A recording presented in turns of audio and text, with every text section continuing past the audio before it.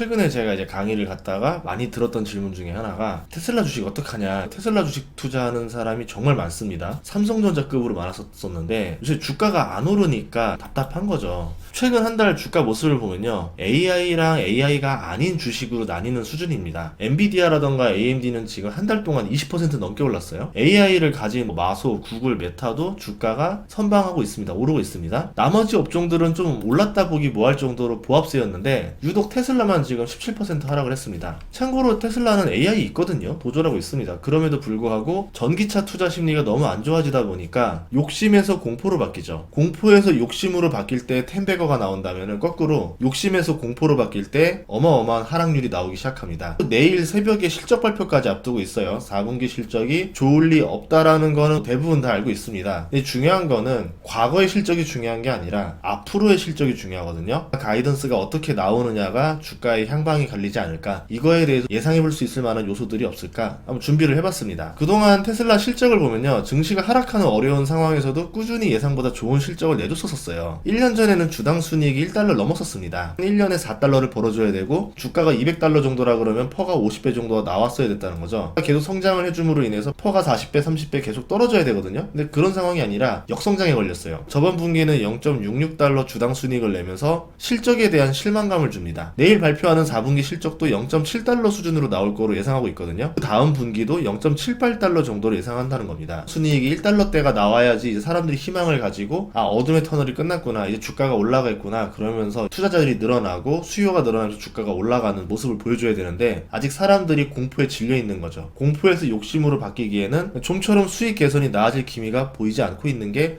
테슬라의 가장 큰 문제다라고 생각을 해요. 반면에 다른 빅테크들은 AI 때문에 지금 희망이 높아지고 있고 실적이 잘 나오는 기업들도 나오고 있습니다. 빅테크들 주가가 잘 오르는 이유가 원래는 고성장이에요. 빅테크라서 잘 오르는 게 아니라 고성장하기 때문에 빅테크가 된 겁니다. 과거에는 마이크로소프트가 이제 엄청난 독점적인 위치에 있었는데 여기가 반독점법이 이제 막 이슈가 걸리면서 소송하는 사이에 뭘 못했죠. 새로운 산업을 좀 진출하기 좀 부담스럽잖아요. 괜히 잘못했다가 반독점으로 되면은 기업이 쪼개지니까, 미국 같은 경우는. 그 사이에 구글도 나오고 메타도 나오고 여러 기업들이 나오기 시작한 겁니다. 처음에 메타라던가 구글이라던가 애플이라던가 이런 기업들이 큰 기업들이 아니었죠. 작은 기업이 고성장을 하니까 주가가 계속 올라가면서 시가총액 순위로 껑충 뛰어오른 겁니다. 그래서 무조건 빅테크라고 투자하는 게 아니라 고성장에 투자를 해야 된다. 빅테크들의 특징은 뭐냐면 시가총액이 엄청 커요. 무거운 주식인데도 불구하고 영업이익률이 굉장히 높은 편에다가 매출과 순이익이 굉장히 높은 고성장을 하고 있어요. 지금도 엄청나게 성장을 했는데 앞으로는 어디까지 성장할지 가늠이 안 될 수준으로 빠르게 확장하고 있다. 그래서 빅테크에 투자를 하는 거예요. 빅테크들 특징이 워낙 고성장을 하기 때문에 잠깐 부침이 있을 수가 있어요. 경기라던가 이슈라던가 기술적인 문제라던가 이런 걸로 인해서 성장이 조금 떨어질 때 있거든요. 그때 주가가 어마어마하게 떨어집니다. 그러다가 다시 회복을 해요. 빅테크들의 특징이 뭐냐면 기술력이 뛰어나고 브랜드가 뛰어나고 시장 점유율이 압도적입니다. 그리고 시대가 원하는 사업들을 하고 있어요. 그래서 일시적인 부침을 겪더라도 결국 다시 고성장으로 회복을 하면서 주가가 고점을 뚫어버리죠. 예를 들어서 메타랑 넷플릭스는 주가가 3분의 1 토막이 났었거든요. 잠깐 성장이 정체되거나 역성장에 걸리면서, 그러다가 다시 고성장을 하면서 주가가 빠르게 회복을 했습니다. 영업이익률을 보면 마이크로소프트랑 지금 엔비디아가 40%대예요. 엔비디아는 1년 전에 영업이익률이 20%대였는데 지금 40%대가 됐습니다. 영업이익률이 좋아진다는 거는 마진이 좋아진다는 거고, 그만큼 대체 불가의 제품을 팔기 시작한다. 마진이 좋아지니까 곱하기 PER을 적용하면은 주가가 급상승하게 되는 거죠. 투자할 때 노하우 중에 하나는 영업이익률이 상승하는 기업에 투자를 하는 겁니다. 테슬라 같은 경우는 1년 전에 17.2%에서 현재 7.6%로 많이 내려왔죠. 빅테크 중에서 영업이익이 가장 낮고 영업이익률이 떨어지는 속도가 제일 빠릅니다. 이러다가는 적자로 가는 거 아니냐, 이런 우려까지 나올 수 있어요. 그러니까 주가가 많이 떨어진 거죠. 과거에는 100달러까지 떨어졌는데 지금은 역성장 대비 그래도 덜 떨어진 편이라 볼 수 있어요. 왜냐하면 증시가 워낙 좋으니까. 지금 미국 증시가 사상 최대치를 뚫었잖아요. 그런 상황이기 때문에 그나마 이 정도 주가였던 거지, 정말 안 좋았던 2022년 분위기에 이런 역성장이었다면은 주가가 좀 어렵지 않았을까 생각을 합니다.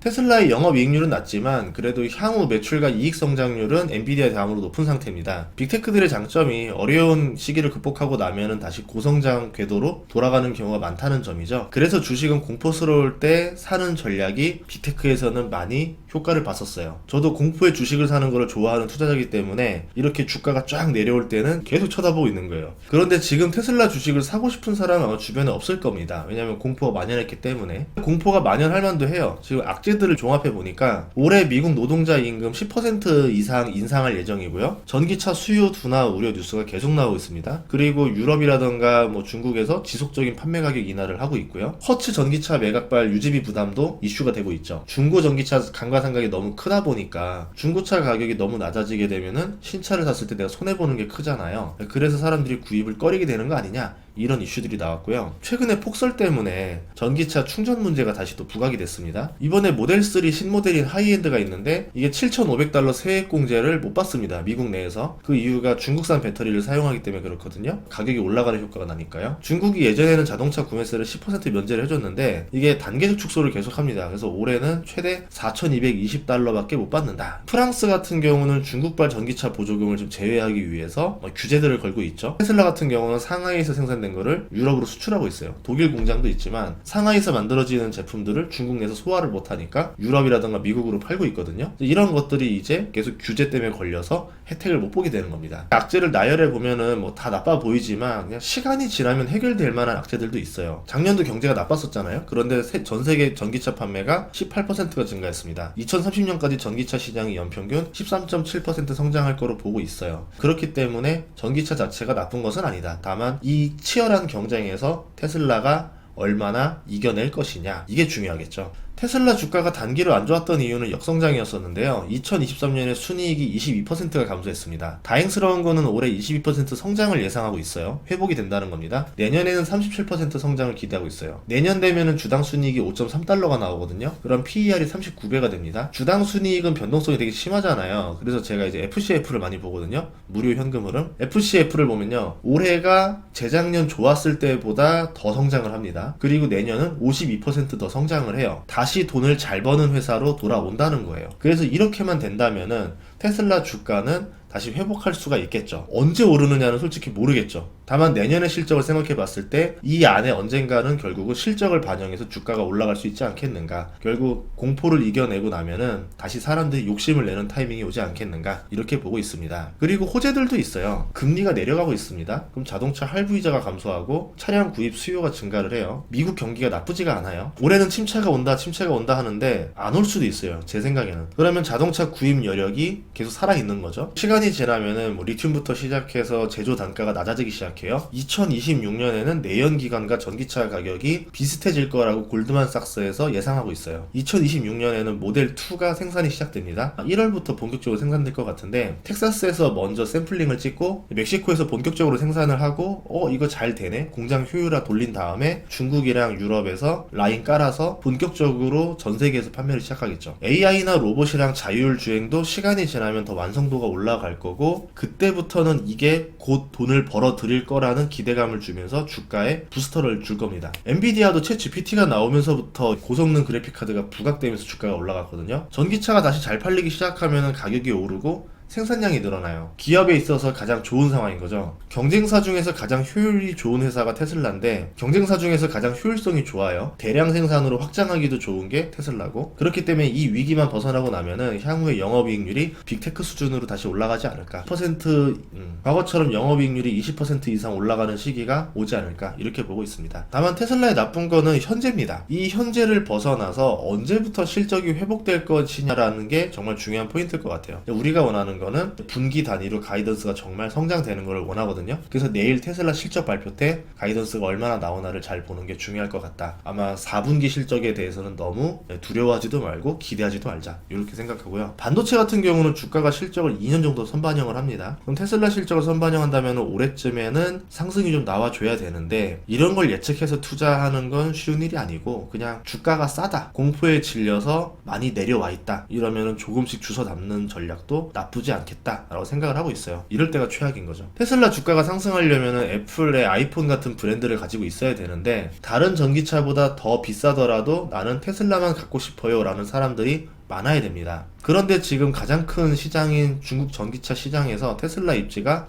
줄어들고 있어요. 중국은 이제 신차 4대 중에서 한 대가 전기차로 판매되고 있습니다. 엄청나게 점유율 상승이 빠르죠. 2021년에 점유율이 1.6% 있었어요. 테슬라가 23년에 2.8%로 약간 상승을 했는데 다른 전기차 브랜드들은 10.5%에서 21%로 2배로 껑충 뛰어오릅니다. 중국 내에서 전기차 시장이 어마어마하게 큰데 테슬라가 여기서 매진을 시킬 정도로 다 팔아야 되는데 그러지 못하니까 결국 남는 물량 어떻게 합니까? 유럽으로 넘기고 미국으로 넘기고 소화를 못하는 거죠. 그런데 유럽이랑 미국은 이제 중국산 전기차에 대해서 규제를 걸면서 자기 자리에서 생산된 것들만 세액공제를 주고 있잖아요. 그런 점에서 상하이 물량을 중국 내로 소화시키지 못하면은 테슬라 입장에서는 굉장히 부담스러운 일이 발생할 수도 있다. 그리고 안 좋은 거는 유럽이랑 미국에서 전기차 시장이 빠르게 성장하지 못하고 있어요. 2022년에 유럽에서 전기차가 1128만 대가 팔렸어요. 23년에는 1284만 대로 160만 대 정도가 더 팔리게 됩니다. 근데 이제 중국만큼 점유율이 빠르게 올라가는 모습을 보여주지 못한다는 점이 약간 아쉽죠. 미국 같은 경우는 유럽보다 더 심각한 게 전기차가 매력이 없는 곳인가 라는 의심이 들어요. 미국에서 전기차 점유율이 22년도에 5.8%였고 23년도에 7.7%입니다. 전기차가 늘어난 대수는 180만 대로 중국이랑 비슷하긴 한데 이 전기차로 전환하는 속도가 가장 느리죠. 그리고 미국은 유럽이랑 중국과 달리 경기도 좋은 편이었어요. 그럼에도 불구하고 전환 속도가 너무 느리다. 이게 테슬라 주가에 부담을 주는 영향이 아닌가. 점유율로만 보면 부담이 드는데 막상 판매량으로 보면은 1년 전 대비 160에서 180만 대 정도 증가를 했거든요. 성장 속도의 차이일 뿐이지 전기차로 전환은 전 세계적인 합의이기 때문에 돈이 몰릴 만한 업종이다 라고 생각을 하고 있습니다.